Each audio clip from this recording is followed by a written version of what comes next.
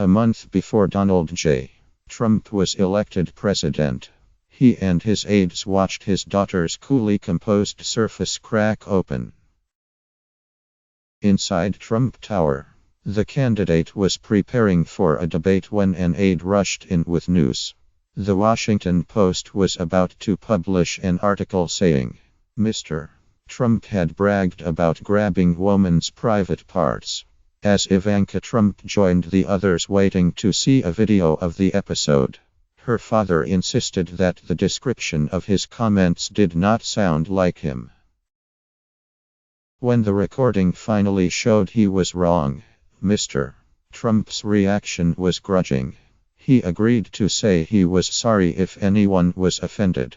Advisors warned that would not be enough. Ivanka Trump made an emphatic case for a full-throated apology. According to several people who were present for the crisis discussion that unfolded in Mr. Trump's 26th floor office, raised amid a swirl of tabloid headlines. She had spent her adult life branding herself as her father's poised, family-focused daughter.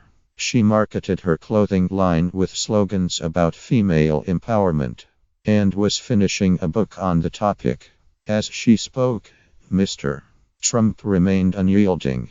His daughter's eyes welled with tears. Her face reddened, and she hurried out in frustration. 7 months later, Ms.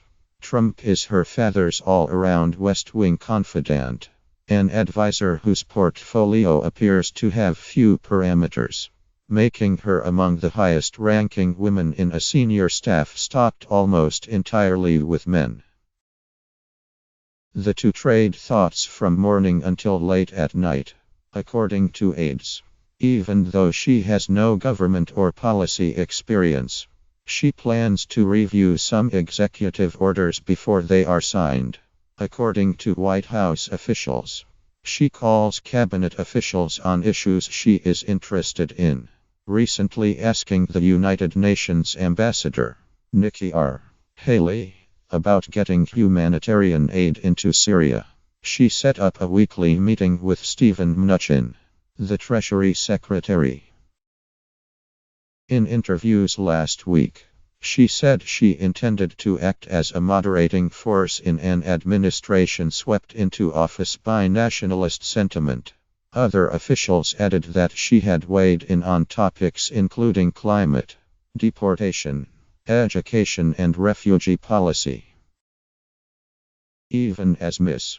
Trump said she was seeking to exert more influence, she acknowledged she was a novice about Washington. I'm still at the early stages of learning how everything works, she said. But I know enough now to be a much more proactive voice inside the White House. Ms. Trump, 35, a former model, entrepreneur and hotel developer, says she will focus on gender inequality in the United States and abroad by aiming to create a federal paid leave program, more affordable child care, and a global fund for women who are entrepreneurs, among other efforts. Her interest in gender issues grew out of a Women Who Work hashtag and marketing campaign she devised a few years ago to help sell $99 pumps and $150 dresses. On Tuesday, the career advice book she worked on before the election, whose title echoes her hashtag, will be published. By inserting herself into a scalding set of gender dynamics, she is becoming a proxy for dashed dreams of a female presidency and the debate about President Trump's record of conduct toward women and his views on them. Critics see her efforts as a brash feat of Trump promotion, an unsatisfying answer to the 2005 Access Hollywood recording that surfaced during the campaign, and the seas of pink, cat-eared pussy hats worn by protesters after the inauguration by a woman of extraordinary privilege who has learned that feminism makes for potent branding. Ms. Trump is not promoting her book for ethics reasons. In the two interviews last week, Ms. Trump talked about unleashing the economic potential of women. Some of her phrases sounding uncannily like those of Hillary Clinton, and effused about finding a new role model in Eleanor Roosevelt, whose autobiography she is reading. Ms. Trump is reaching out to influential women like Ginny Rometty, chief executive of IBM, and Mary T. Barra, the CEO of General Motors, and studying up on child care policy. She waved away questions about her motivations for embracing feminist themes. Suddenly, after my father declared his candidacy, it became that all the things that I was doing that I was praised for.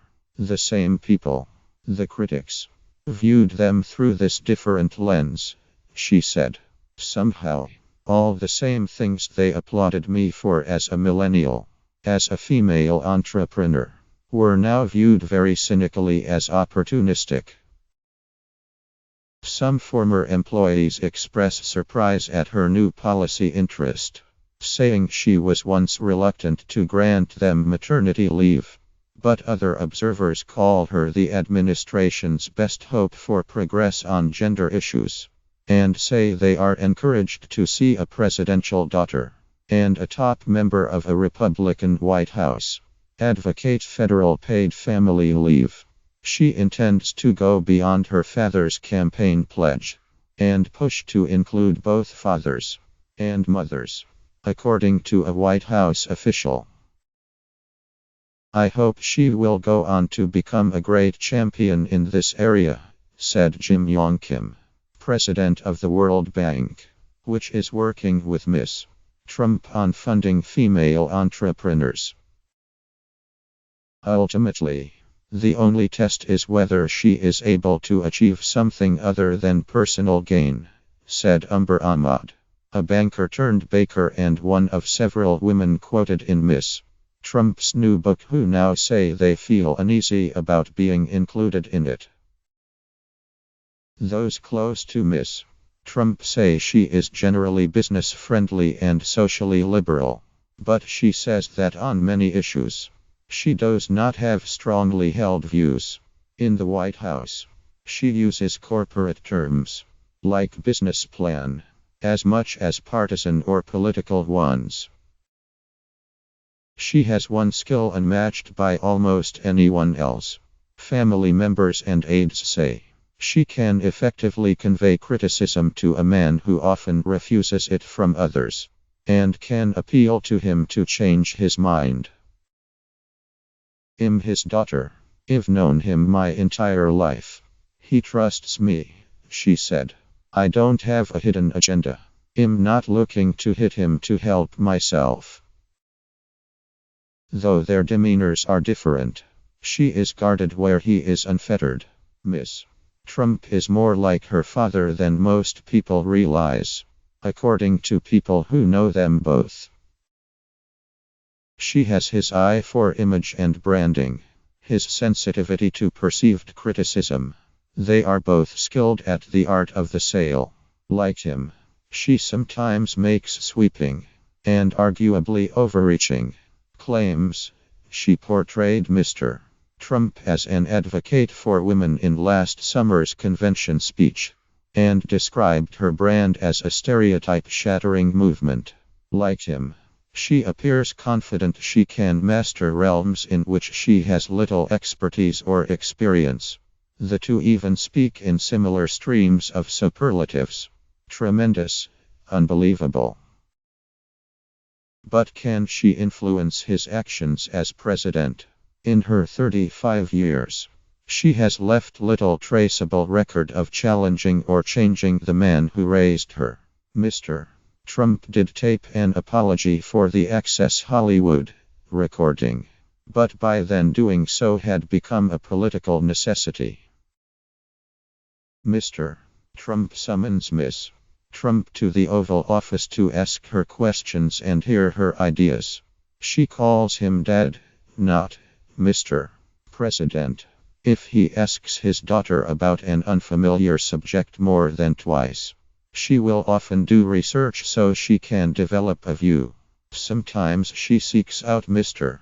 Trump, telling other staff members, "I need 10 minutes alone with my father." A lot of their real interactions happen when it's just the two of them. Jared Kushner, Ms. Trump's husband and fellow aide, said in a telephone interview. Alone with her father, Ms. Trump makes the case on what she sees as priorities. She said, "I'll go to the mat on certain issues and I may still lose those," she said. "But maybe along the way I've modified a position just slightly. And that's just great." The loyal daughter. No matter how high decibel Mr. Trump's divorce is, no matter how outsize his statements, his daughter Ivanka rarely if ever rejected him, rebelled or distanced herself from him. When her parents' marriage ended before she turned 10, photographers snapped her picture on the way to school and helicopters circled over Mar-a-Lago, Mr. Trump's resort in Palm Beach, Florida. His public and private statements raised eyebrows. "There were definitely times when I was younger I was going, 'Did you have to say that, Dad?' she told Oprah Winfrey in an interview. Mr. Trump was always working. He was not the father to go and play games with them in Central Park, or take them for a walk," Ivana Trump, Ivanka's mother, told Michael D'Antonio, a biographer who shared his interviews with the Times. But Ivanka would stop by his office to say hello, or accompany him to construction sites, much as she sees him now in the West Wing or joins him on presidential excursions. She was impressed by her father's empire. He praised her constantly to others. Her older brother, Donraj, was at boarding school when their parents divorced, and refused to speak to his father for a year. Her younger brother, Eric, was very small, so Ivanka was the child who spent the most time with Mr. Trump, her mother said in an email to the Times. Even then, Donald knew he could trust her, she added. As a teenager, Ms. Trump decided to try modeling, to make money and to show what she could accomplish on her own. She walked European runways, appeared on magazine covers, and was a company host of her father's Miss Teen USA pageant. She never stood a chance to have a normal modeling career. Her name was associated with her dad, said Audrey Rota, who worked for the agency that represented Miss Trump and accompanied her on trips. Others were sometimes cutting about it. Only here. Of her dad, Jennifer Lopez remarked within earshot of the teenage Ivanka at a movie premiere. Miss Rota recalled. Representatives for both women said that they did not recall the incident. When her father started his own modeling agency a few years later, she was upset because he was sweeping into her domain. But she suppressed her anger, a friend said. Just as Miss Trump joined the family real estate business in 2005, the Trump name became even more of a source of power and opportunity. Of the new glow from the reality television show The Apprentice, in which her father starred, even as Miss Trump was in her mid-20s, learning her way around financing negotiations and construction details. She played an authority figure on the show, weighing in on contestants' merits during the tense boardroom scenes. The attention helped her license her name to products. Fine jewelry, 2007. Shoes, 2010. Clothing, 2010. And handbags, all of which were promoted on the show. Her business was closely intertwined with her father's name and organization. where she continued to spend much of her time. Initially relying on Trump Organization resources, payroll services, information technology, and lawyers. A representative for Ms. Trump said that she had reimbursed her father's company.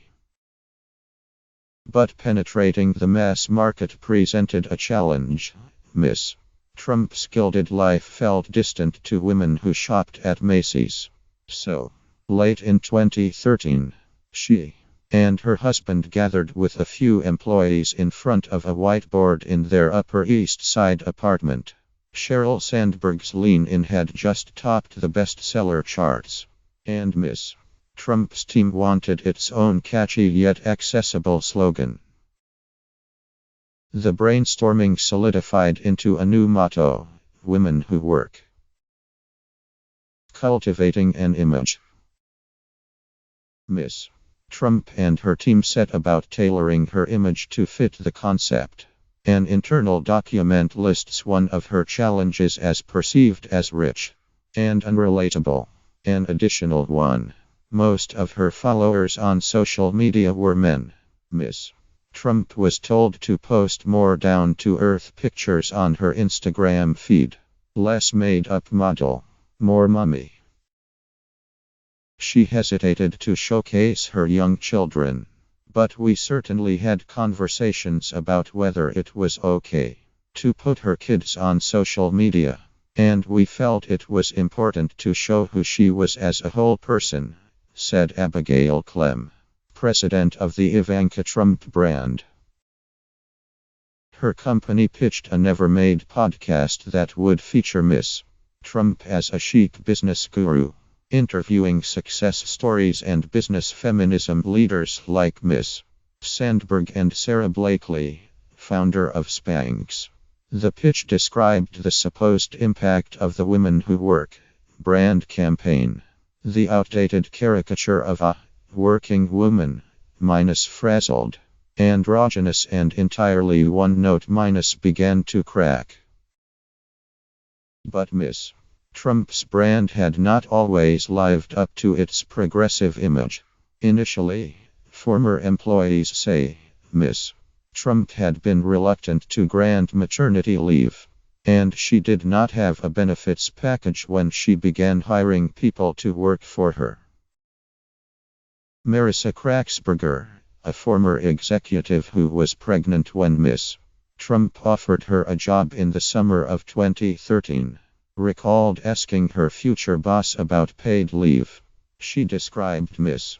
Trump as saying, "Well, we don't have maternity leave policy here.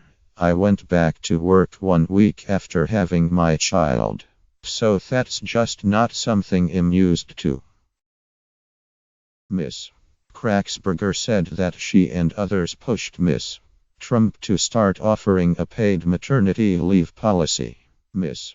Clem said that the business was new when the issue arose, and that after consulting employees, the company put in place a policy for 2-month paid family leave, as well as flexible working hours, in the summer of 2014. Ms. Trump had not seemed especially focused on gender politics or policy, according to people who have known her at various points throughout her life. Beyond awareness of being the rare woman in the male-dominated world of real estate. Definitely the brand changed her, and her interests really solidified, said Ms. Clem, who took over the day-to-day operations of the Ivanka Trump brand after the election. Soon, her office had a play area where children could use crayons and toys while their parents worked. An unfamiliar role. Later, Ms. Trump and those close to her described the period just. Her father announced his candidacy as one of the most fulfilling of her life. She had managed to update her family's brand from the older, flashy days, with sleek designs. She was personally developing a hotel at the site of the old post office building in Washington, a historical property. and Vogue magazine profiled her as a paragon of millennial taste and accomplishment. A far cry from the tabloid coverage of her youth. But the very first day of her father's presidential campaign caused her problems. His remarks about Mexico's sending rapists over the border caused two celebrity chefs to drop out of the old post office project. Miss Trump was shocked by the heat and fury of the campaign. Before, she had gotten letters of admiration, calling her a role model. Now many of the letters she received were scathing. Everything that was ascribed to him suddenly, for my critics, became true of me, she said. Last week, speaking in her newly repainted West Wing office, stark white with metallic accents, a contrast to the creamy traditionalism of the rest of the West Wing, Miss Trump appeared alternately energized, defensive and daunted. Behind the scenes, advisors say, she has been frustrated, unhappy about giving up her life in New York, and determined to prevail and make the best of a White House tour that she never expected. That morning, for the first time since she had moved into her Washington home, photographers had not gathered outside. It was her first full week in the role of assistant to the president, and she had just hired a chief of staff and was setting up meetings. There's a lot I don't know about how government works and how things get done, but I feel I know enough now that I can be much more proactive about the type of change and reform that I'd like to see happen, she said. Miss Trump was leaving that evening for Germany, representing the administration on the world stage for the first time. She flew that night on a commercial jetliner, traveling with her Secret Service detail and Dina Powell, the former Goldman Sachs executive and current Deputy National Security Advisor who has become Miss Trump's all-around guide in the administration. In Berlin, Miss Trump appeared on a panel with some of the most accomplished women in the world. Angela Merkel, the German Chancellor, Christine Lagarde, the Managing Director of the International Monetary Fund, and Chrystia Freeland, the Canadian Foreign Affairs Minister. In contrast, Miss Trump was introduced as the first daughter. As she spoke, the audience murmured with skepticism. Contrary to some news reports, Miss Trump was not loudly booed. One moment, however, appeared more cutting. The German audience is not familiar with the concept of a first daughter, the moderator asked. I'd like to ask you, what is your role? And who are you representing? Your father as President of the United States, the American people, or your business? Well, certainly not the latter, Miss Trump said lightly, adding, I am rather unfamiliar with this role. An inescapable shadow. Questions about her father trail Miss Trump everywhere now. Javier Palomares, the chief executive of the United States Hispanic Chamber of Commerce, has been in touch with her in recent months about immigration and entrepreneurship, but their conversations have also turned more personal. In one of their earliest talks, soon after the inauguration, Miss Trump hinted at her frustration. Let's talk about your dad, she said to Mr. Palomares. She asked if he would be 100% absolutely proud of everything came out of your father's mouth, especially when his father was age 70. She acknowledged that there was a difference between their fathers. Mr. Palomares said minus hers is the president. Playing the role of centrist advocate in a right-leaning administration would be a challenge. Anyone, even those steeped in politics, as is the case with her father, Miss Trump's newness to Washington and preference for straight-ahead business negotiations can result in painful collisions. During the campaign, Ms.